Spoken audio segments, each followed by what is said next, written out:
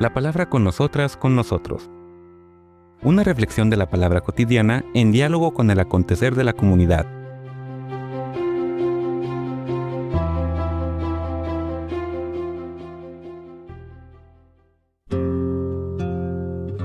Hola, buenos días. Bienvenidas, bienvenidos a la palabra con nosotras, con nosotros. Concluíamos nuestra anterior reflexión recordando este concepto del Cristo cósmico, vinculado a la imagen crística, la impronta crística de toda la creación. El propio símbolo de fe, el credo, lo dice, por quien todo fue hecho. Esto significa que dinamismo del amor acogido, del amor que se traduce en una identidad, en una creación, en una generación permanente. Recordemos que también así lo recuerda el texto del símbolo de fe, cuando reconocemos que la segunda persona trinitaria, el Hijo, la palabra eterna del Padre, fue engendrado, es engendrado, no creado, y ese dinamismo del que acoge el amor que lo constituye se traduce en una entrega permanente. De toda la eternidad, el Padre engendra el Hijo, de toda la eternidad, el Hijo entrega su vida en un acto de amor al Padre. Nunca hubo uno sin el otro. Esta dinámica, por llamarle de alguna manera, esta forma, este modo de un amor que se desarrolla con esa radicalidad de la entrega mutua. Y el dinamismo personificado, quien acompañando capacita esa comunión, que es la tercera persona de la Trinidad, es la que también opera en quienes se dejan redimir por Cristo y a través de eso acoger el Espíritu que mismo Cristo les confiere. Vamos construyendo de la misma manera el cuerpo del Señor en esa comunión a la que estamos invitadas e invitados. Entonces, Él vino al mundo bajo para ayudarnos, para rescatarnos de las distorsiones de una libertad mal utilizada, que tiene como consecuencia el ego y su egocentrismo, este dinamismo de soledad, de distancia y de incapacidad de vivir o de alcanzar la vida plena, que es la comunión, y los lleva por encima de los cielos, nos invita a que alcancemos la plenitud del proyecto de Dios en este universo, el Cristo cósmico que también citábamos. En el versículo 11 vemos una reelaboración propia del autor de la carta de la descripción de los dones del Espíritu, de los carismas del Espíritu, que ya habíamos visto y comentado en la primera carta a los Corintios, sobre todo, más brevemente en la segunda carta a los Corintios y también brevemente en la carta a los Romanos. ¿Cómo lo presenta ahora Efesios? Sobre todo describiendo lo que los destinatarios, los que viven en estas comunidades cristianas nacientes, ven operando en la propia comunidad. Cómo no todos tienen el mismo carácter, temperamento, no todos se sienten invitadas al mismo tipo de servicio, sino que van surgiendo algunos servicios específicos. Nos dice el versículo 11. Él nombró a unos apóstoles, a otros profetas, evangelistas, pastores, maestros. Vemos 5 tipos de dones, de carismas, que se traducen en vocaciones. Apóstol, enviado.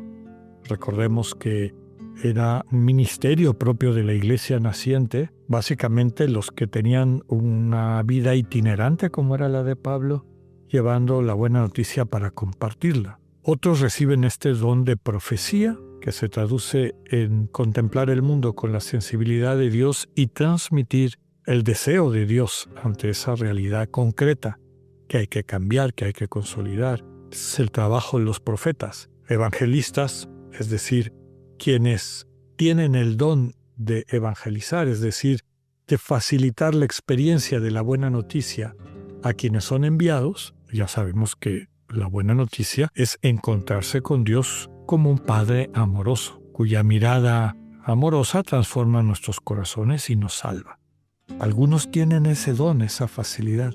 Otros son pastores. Básicamente implica un don de liderazgo, que va acompañado de cuidado por aquellas personas que se les han confiado hasta el grado de estar dispuestas a entregar su vida por aquellos a quienes acompañan. También los maestros, los que tienen el don de transmitir, hacer accesible no solamente al conocimiento intelectual, sino a la experiencia existencial de las personas a quienes enseñan. 5 dones, carismas, talentos que Dios da y que se traducen en misiones concretas. Más adelante, el versículo 12 nos dice cómo esto se traduce en servicio a la comunidad. Dice, así preparó a los suyos para los trabajos del ministerio. Ministerio significa servicio, literalmente. Un servicio que ayude a construir el cuerpo de Cristo. Así termina el versículo 12. El versículo 13 nos presenta la meta.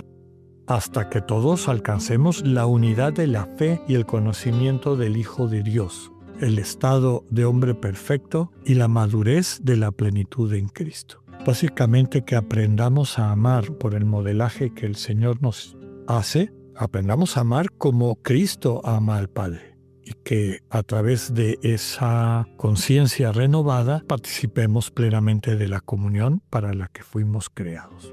Cuando maduramos, cuando realmente avanza nuestra sensibilidad y capacidad de amar a la manera de Cristo, nos dice el versículo 14, así ya no seremos como niños, es decir, inmaduros, juguete de las olas, dice, arrastrados por el viento de cualquier doctrina. Aquí ya prefigura lo que después a lo largo de la historia de la Iglesia ha sido un problema permanente.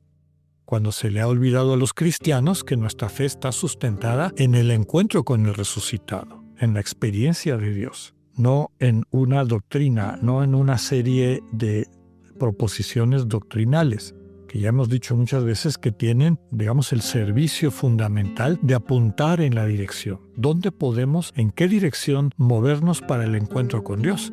Pero no pueden sustituir el encuentro con Dios. Porque sigue transmitiendo este versículo 14, las doctrinas pueden ser el fruto del engaño de la astucia humana y los trucos del error.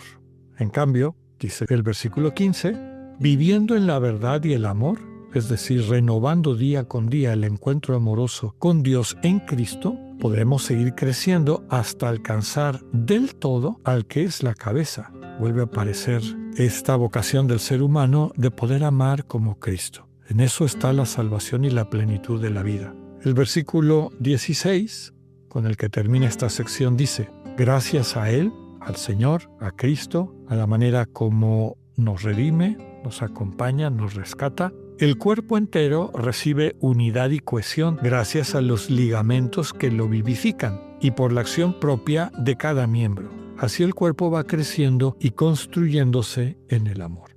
Otra vez, esta referencia a lo que construimos en común. El proyecto de Dios no es que un número reducido alcance algún tipo de salvación que no implique la salvación de las y los demás, sino que es la construcción de algo que solamente se puede trabar y llevar a plenitud en la medida en que todas y todos participemos. Y así se va manifestando en el mundo, primero de manera incipiente, podemos decir en el sentido sacramental, simbólico, lo que está llamado a convertirse en actual. En nuestro próximo podcast seguiremos viendo cómo esto se traduce en un tipo de estilo de relaciones dentro de ese propio cuerpo. Que tengan un buen día, Dios con ustedes.